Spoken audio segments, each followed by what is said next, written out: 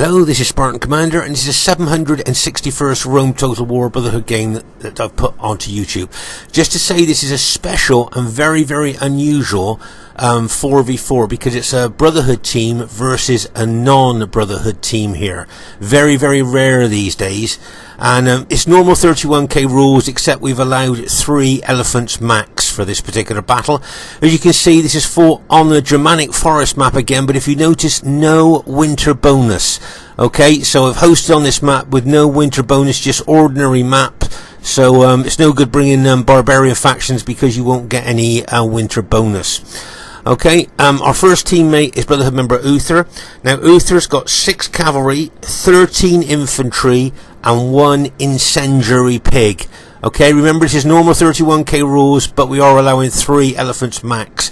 Okay, and there's that incendiary pig. Now remember, we've talked about this before. Back in the day, the Romans used to bring pigs to a battlefield, cover them in oil opposite enemy elephants, and then set the poor pigs on fire. The squealing and screaming of the burning pigs and the smell of the burning pigs used to upset the enemy elephants, and very often the enemy elephants would run amok and turn and charge into their own troops. So it was a very effective tactic used by the Romans, but of course very, very cruel on the pigs.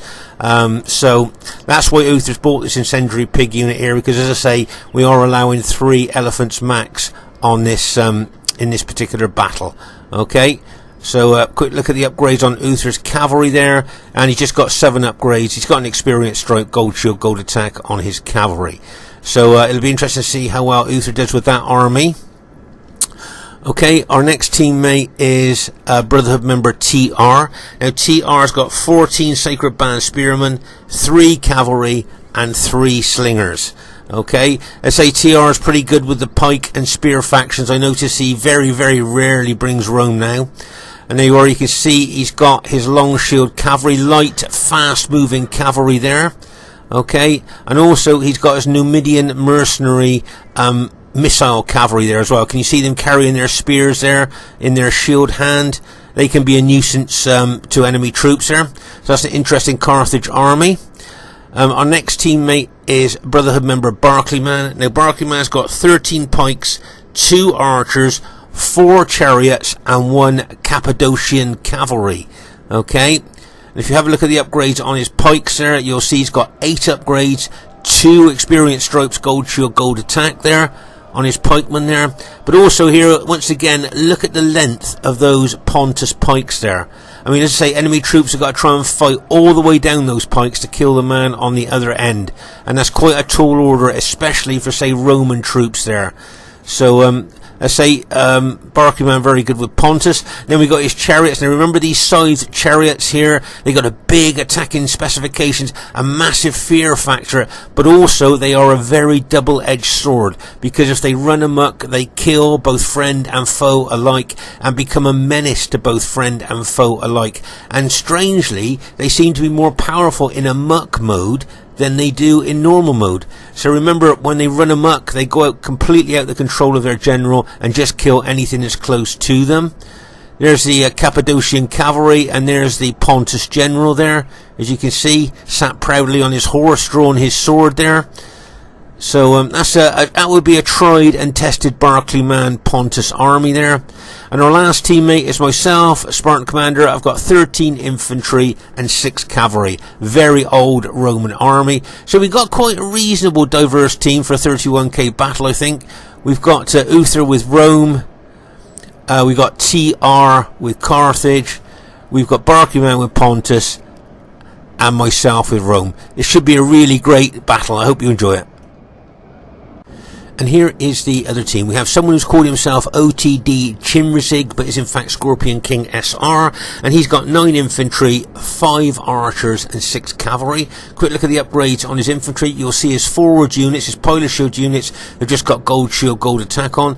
They're the units that's going to make first contact with the enemy and suffer pilot casualties there. So that's why he's only put gold shield, gold attack on them. And you'll notice that his rear units of his battle formation have got 7 upgrades on, and experience stripe, gold shield, gold attack. But once again, only 9 infantry. Is that enough for the modern 31k battlefield? Well, I guess we'll just have to see. You'll see his general has got 8 upgrades on, 2 experience stripes, gold shield, gold attack. So that will be a difficult unit to kill there. But as I say, 9 infantry. What do you guys think? Think that's enough for the modern day battlefield? And there you are. He's got his archers there, look. There, so, and they got gold shield, gold attack on. So that's his 5 archers. And a quick look at the upgrades on his cavalry there. Let's have a quick look at the end there at those there. And they've got 7 upgrades on. An experienced stripe, gold shield, gold attack on his cavalry. So that's a pretty good army there. It'll be interesting to see how well Scorpion King handles that during the course of the battle. Okay, their next teammate is GOTW Romex. And Romex has got 10 pikes, 3 archers, 2 elephants, and 3 cavalry. Okay. Quick look at his pikes there. You'll see his forward units of his battle formation have just got gold shield, gold attack on. And his rear units have got 7 upgrades on and experienced stripes, gold shield, gold attack. Now looking at the upgrades on his infantry, I think that tells me that he's going to have very heavy upgrades on his cavalry. But just look at the length of those Seleucid pikes that our men have got to fight down there. So once again, another challenge there for Roman troops. If we have a look at the upgrades on his cavalry there, he's got 7 upgrades on his cavalry and experienced stripe, gold shield, gold attack. And if you notice here, they're armoured from head to toe, these cataphracts, so we often call these the tanks of the ancient world. And then he's gone for the elephant. Now he's gone for the cheaper elephants. He hasn't gone for the armoured elephants. He's gone for just the ordinary war elephants. I think they've got a 7 charge. I think they've got a massive 12 hit points. And of course a massive fear factor, taking morale away from enemy troops, destabilising them, making them more susceptible to routing. And of course they've got archers on their back shooting into enemy troops as well. So there you go. He hasn't got a lot of upgrades on his pikes, but that's because he's bought a couple of elephants, which of course are quite dear. Their next teammates is Orcs Saitama. Now Saitama has got 12 Spartans, 6 archers and 2 horse archers. Okay, a lot of you know Orcs Saitama, very good player. If you look here, you see there's his horse archers there. If you look there, see they're carrying those throwing spears in their shield hand there. They can be quite a useful couple of units to have there in your Greek city's army there. A bit of mobility rather than just having foot troops. Okay, and their last teammate, if we can find him hiding in the woods there, is GOTW Biggus. Now Biggus has got 10 infantry, 4 archers and 6 cavalry. Okay, 10 infantry, 4 archers, 6 cavalry. Quick look at the upgrades at his cavalry, and he's got 8 upgrades, 2 experienced stripes, gold shield, gold attack on his cavalry. So make no mistake, he's got some serious cavalry there, but only 10 infantry. Once again, is that enough for the modern day battlefield? Well, I would just have to see. So they've got reasonably diverse army there. They've got Rome with Biggus there. They've got Saitama there with Greek cities. They've got the Seleucids there with GOTW Romex. And of course they've got Rome there with Scorpion King SR. Got the potential to be a cracking battle, and I hope you enjoy it. Okay, at this stage of the battle, I thought we'd have a look at Orcs Saitama's Greek cities battle formation there. Can you see it's basically just one line of Spartans?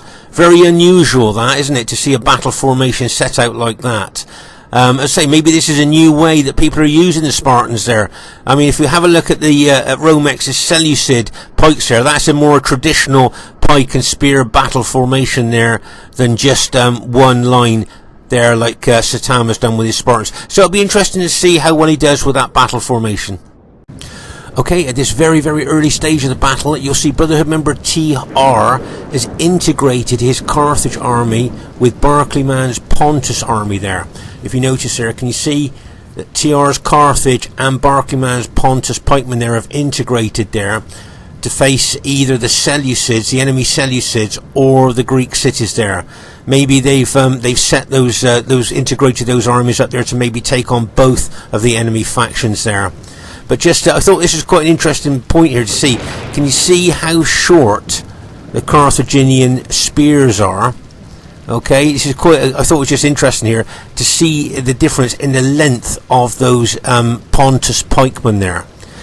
And yet, if you look at the difference there, and yet the Carthaginians seem to punch above their weight when they fight the long pikes of Macedon or Seleucid like that. But I just thought that was an interesting thing to have a look at there, at the two different lengths of pikes and spears there. Okay, but as I say, you can see the Pontus and Carthage army have integrated there, and over here on our right flank you'll see that Scorpion King has got his archers there in close tight formation. That's for more impact, more penetration and more damage there. If you've got your archers in close tight formation like that. Here you can see he was going to move his cavalry forward there, but that Carthaginian spear unit there frightened him off a little bit. He backed his cavalry off a little bit there. But here can you see what Scorpion King does really well with his archers. He gets in good tactical angles, so he can at the moment he's shooting at the TR slingers there, trying to they've broken actually, but later on he'll probably maneuver his archers in a way that he can get a good arrow shots into the flank or rear of our troops there. Here you can see the Pontus here, Barclayman, has pulled his if you notice there, pulled his pikemen back, and now Carthage is in the forward part of our battle formations there, moving towards the Seleucids, if you notice there.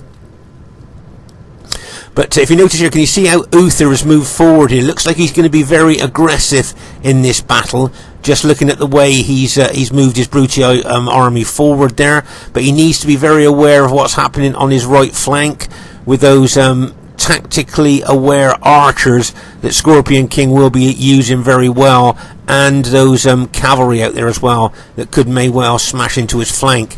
As I say, you can see Scorpion King keeping his archers in close tight formation. As I say, and you keep them in close tight formation, you kind of get more impact and more damage with them like that. And as I say, you can see Uther moving his Brutii army forward. I remember in this battle how aggressive that Uther was with his Brutii army there. But as I say, a very rare battle you're watching here, an all Brotherhood team versus a complete non-Brotherhood team there. Very, very unusual.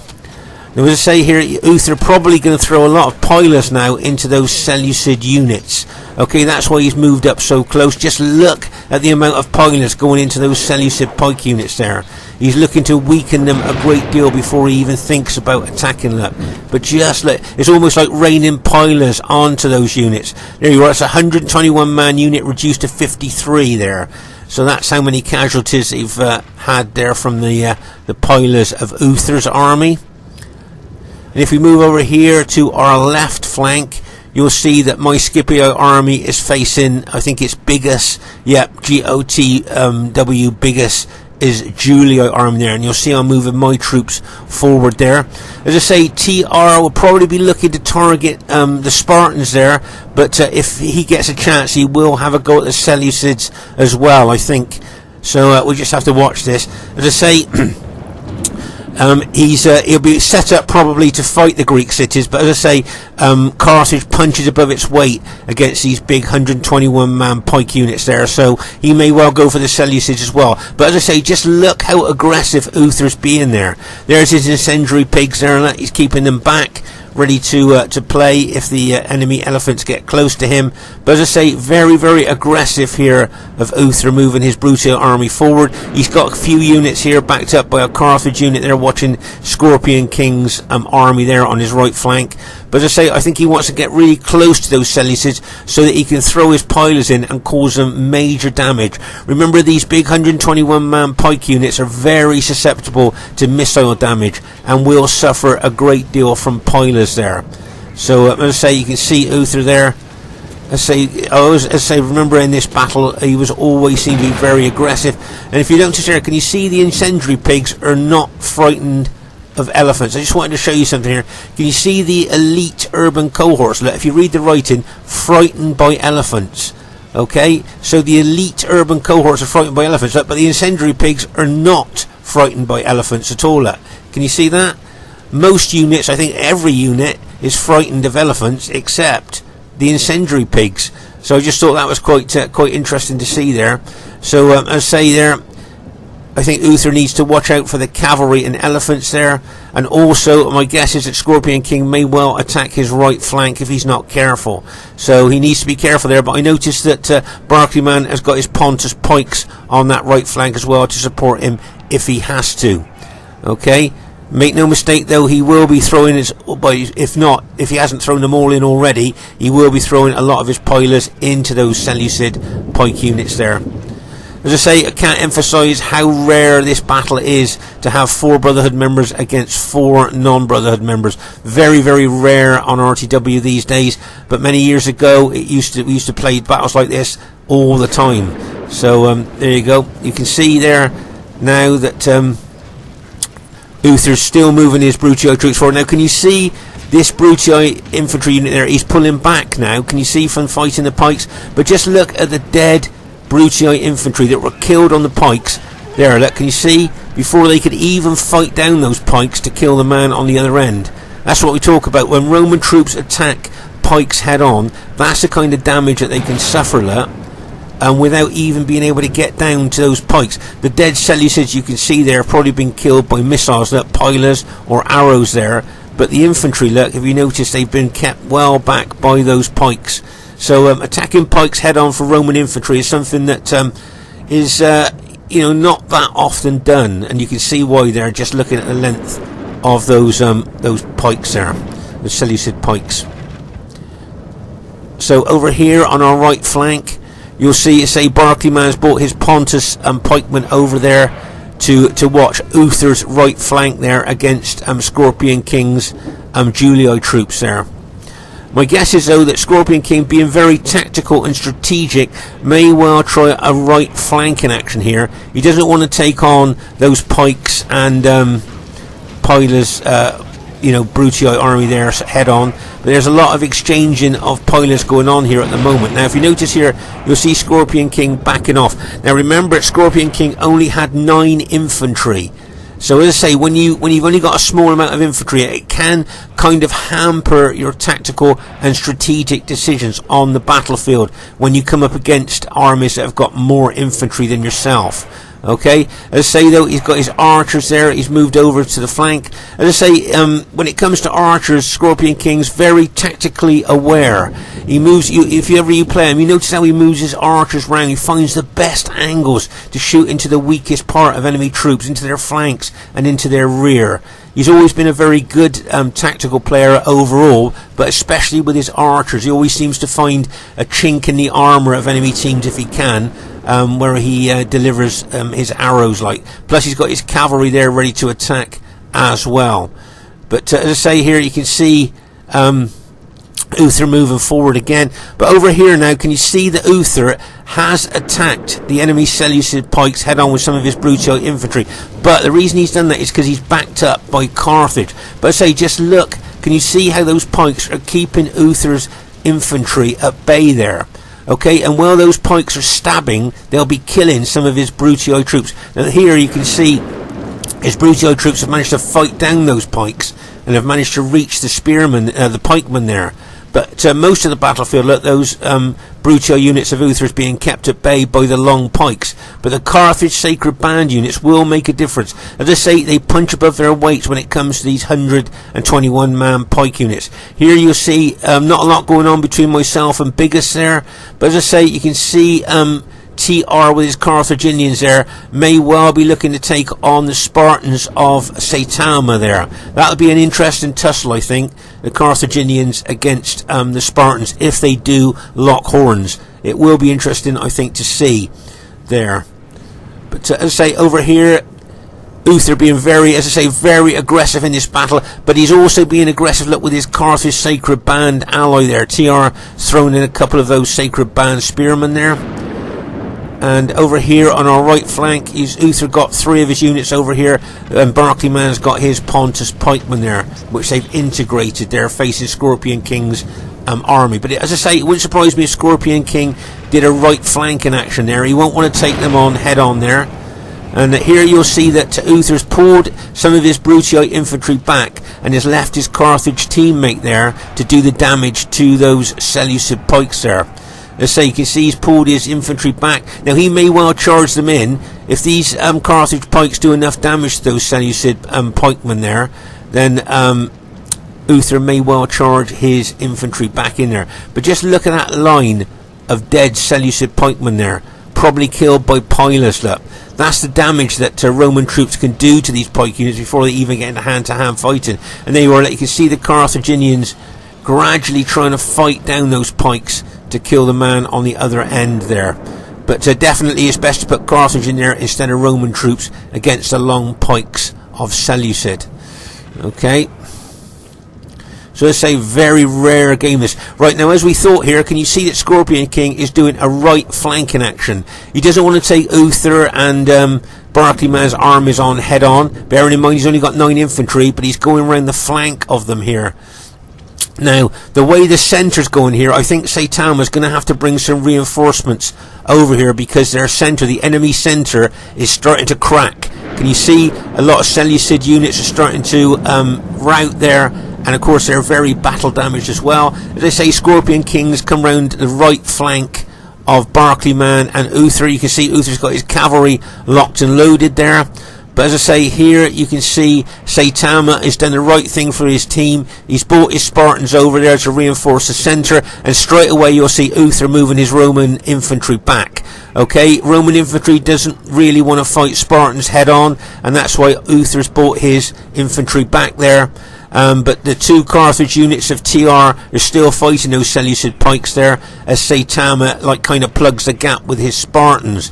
But as I say, nice tactical move here by Scorpion King, getting around the flank of Barclayman's Pontus pikemen there and Uther's infantry there. That was a nice tactical move there.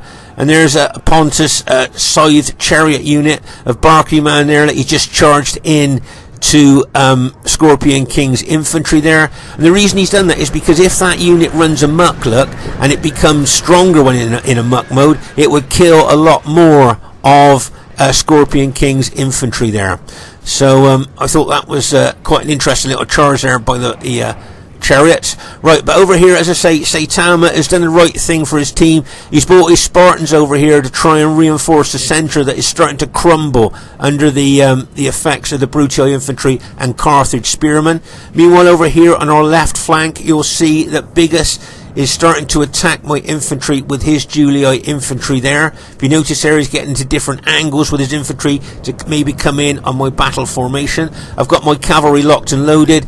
They already got TRs, still got some of his spear units there, and you can see, as I say, Uther's moved his Brutio army back. But over here on our right flank, as I say, I'm surprised that our allies haven't turned to face the threat of Scorpion King's Julii army there, which could well attack the flank now. Look, can you see of both Uther's got 3 or 4 units there, and Barclayman's units there as well. If you notice here, you'll see that Scorpion King's put one of his units into Testudo. This is a classic Roman defence against pike attack. As you can see, that Pontus pike unit was moving in on that Roman unit. Okay, so over here on our left flank, which has been quiet up to now, as I say, you can see GOTW Biggus trying to be aggressive there with his Julio army. He's got his well upgraded cavalry locked and loaded out there as well. And here comes Uther with his Brutii cavalry. Looks like he's going to smash into Biggus' infantry. Get ready for this. And bang, as he charges in there. If you notice, I'm surging forward with my infantry at the same time there as his cavalry goes in. You'll see the Julii cavalry counter-attacking. Look, and bang, as they charge in there as well. Nice impact there by Biggus' cavalry. And now I need to counter-attack now. My infantry is just about holding there. You can see my Scipii cavalry going to hit that Julii cavalry in the flank. And bang, as it smashes in there. You'll see the Seleucid cavalry coming in as well. Oh my gosh, so I've got Julii cavalry smashing into my infantry. I've got Seleucid cataphracts smashing into my infantry. And I'm going to counter-attack with my cavalry. But can you see the Seleucid elephants are also coming in as well. So I've got all that cavalry and the elephants looking here to rout my army. Make no mistake about that. This is what their battle plan would be here. It was going to be a big attack there by by Julii and Seleucid there, trying to rout my Scipio army there, but with good support by Uther. I think maybe I'm going to hold there. As I say here, you can see Saitama's Greek cities now fighting mostly Carthage troops there. Can you see most of the Seleucid infantry pikemen have now been routed or are seriously damaged. But as I say, over here, can you see Scorpion King's got round the flank of Barclayman and Uther's units here, and they haven't turned to face the threat. So they could well start losing units now if Scorpion King attacks their flank, as I say. But over here on our left flank here, you can see my army is still holding against that massive hit that's just come in there.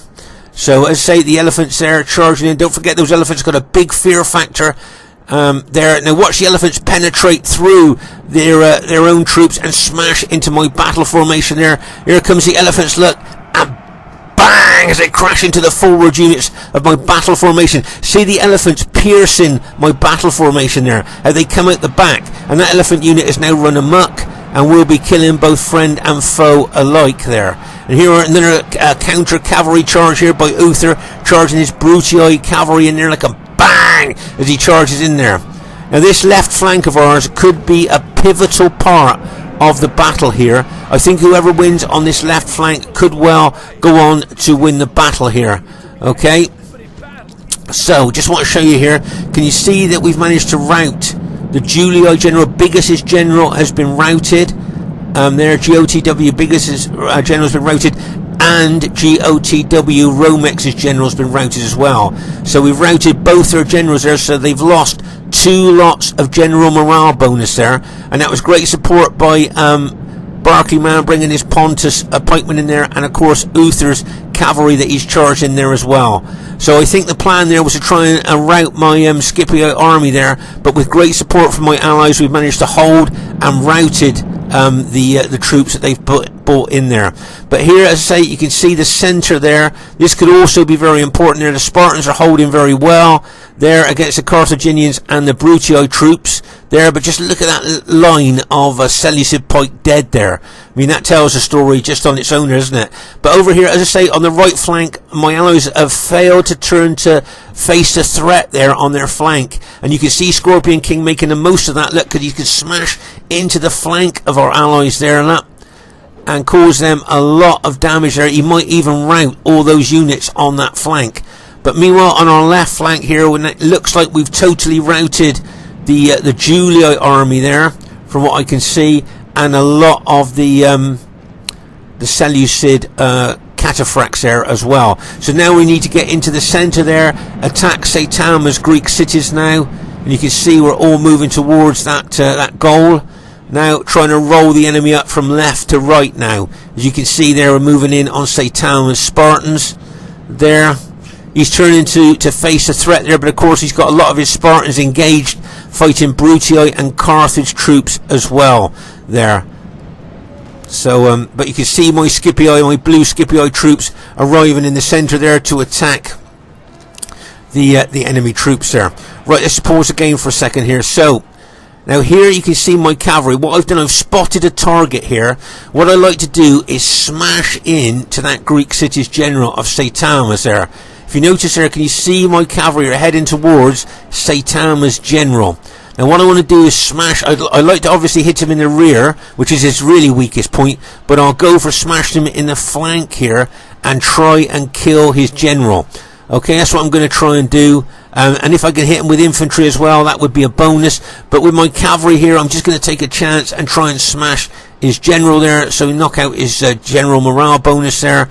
But my infantry will be coming in the rear of those Spartans there. But here, as I say, on our right flank, can you see how well Scorpion King is doing with his Julii army? He's basically taken out all of our allies' units there on that right flank.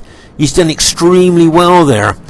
And as I say, he can now turn his victorious troops onto us. Right, here comes my cavalry. I'm looking to smash into the Greek city's general, and bang! So smash in there with my cavalry there. See the impact of my cavalry, and between us we've managed to take out the Greek city's general anyway. So that was good news there, but you can see my cavalry coming in there. The shock of that cavalry hit has routed some of the Greek city's other units there as well. Haven't quite taken out the general yet, but as I say, the shock of the cavalry hitting there really did rout a lot of other Greek city units that were just there at the time.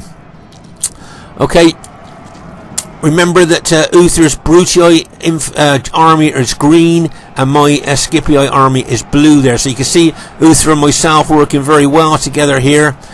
And you can see now that we're charging into those Seleucid cataphracts there. I think those cataphracts, if I remember, were they 8 upgrades or fully upgraded? I can't remember now, but they were well upgraded. But here on our right flank, look what Scorpion King's done.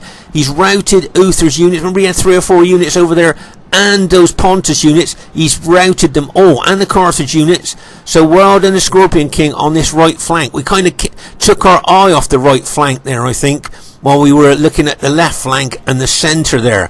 So Scorpion King's done really well there. And if you notice here, can you see that Biggus has got some rallied units coming back into the fray there? So you can see he's bringing the units back into the fray there, which we haven't chased down. So these routers have rallied there. You can see Saitama has still got a couple of his Spartan units fighting away there. So we're pushing in the centre there. But as I say, on the right flank, Scorpion King has done extremely well in taking out all the units we did have on that right flank. And bearing in mind he only had 9 infantry, I think he's done very well on that right flank there. But as I say, it looks to me like we've broken the enemy centre there. Finally, the Greek city's general has been routed as well, so they've lost the general morale bonus that they were getting there. And it looks like we've just killed the Julii general there as well. So, let's say you can see a lot of enemy Julii troops starting to rally now. And you can see Scorpion King's general still alive there. Now, if you notice here, can you see that Uther has pulled back his Brutii infantry from the fray? And you'll see I'm moving my Scipii infantry forward. Okay? So as I say there, now look at this cavalry of Scorpion Kings here, looking to charge into my infantry. Okay, that's gonna be a massive impact. He's already got some of his Julii infantry attacking the flank of my infantry. Plus, you've got some extremely battle-damaged Seleucid cataphracts here that could also smash into my infantry as well. They may well be looking for a mass rout here. If they can get some of my units to start routing, then they could well get a mass rout. But here comes Scorpion King's Julii cavalry. Get ready for this. And bang! As he smashes in to my Scipii infantry. Now I'm just waiting for that Seleucid cavalry to come in as well. Now Scorpion King will be alt-attacking with his cavalry there, so they'll be using their heavy swords. But here comes the heavy cataphracts. Get ready for the impact there. Look, bang! As they charge in to my Scipii army. I think that double cavalry attack at this stage of the battle, they were hoping to maybe start getting some of my units to rout. But if you notice, my army has managed to hold there, even though I've got Julii infantry coming in, Julii cavalry, and the Seleucid cataphracts as well. You can see Saitama has brought some of his archers forward. If you notice, they've shot all their arrows now because they've drawn their swords, so he's going to have to alt-attack them, and it'll be interesting to see how he's going to use them. But as I say there, they were just, looks to me like they were just trying to rout my Scipii army there with those combined cavalry and infantry attacks. But my infantry managed to hold there, and we were starting to rout a lot of those Seleucid and Julii cavalry units there. So nice support there by Uther as he's done all the way through the battle here. And Pontus, pikeman of Barclayman, and TR's Carthaginians there. I thought we played well as a team there, and it looks like we've managed to rout most of the enemy team at this stage. So you can see a lot of the enemy starting to rout. I think there you are. That's the Julii general just been killed. There's Saitama, still got one of his Spartan units left there. And I think he's got some of his archers there. He's just admitted defeat. So that Saitama has just admitted defeat there. So, let's say it looks like our team has managed to go on to to win the battle there. As I say, a very rare 4v4, 4 Brotherhood members facing non-Brotherhood members there. Very rare these days, so it's that's why I wanted to show this battle. There you can see Scorpion King still got a couple of his archer units left that he's been using very tactically. But if we look across the battlefield here, you can see how intense the fighting was here. You can see in this particular area here over on our right flank where Scorpion King actually took out our right flank, to be honest with you. And did extremely well there. As I say, I think we took the eye off the ball there of the game there. Over here, look at this was the massive battle here with the Seleucids, Carthage, and then Saitama brought his Spartans over to hold the centre. This is the centre of the battlefield here. Those Seleucid pikemen were so decimated by pilot hits, and then Carthage attacking them. So You can see, as I say, the red cloaked dead Spartans always show up on the battlefield, don't they? You can always tell where the red cloaked Spartans have fought. And just look at that line of Seleucid pikemen there. And my guess is that that line was, taken out by pilers there, probably. And as we move across the battlefield here, you can see more dead. And we move over here. I think this is where my my Scipio army was hit by all that cavalry, and those elephants came in there. But Biggus is infantry and everything there as well. But with great support from my allies, I managed to hold here on the left flank. So, but you can just tell how intense the fighting was there by all the dead. So, as I say, it looks like our team has managed to go on to to win the battle there.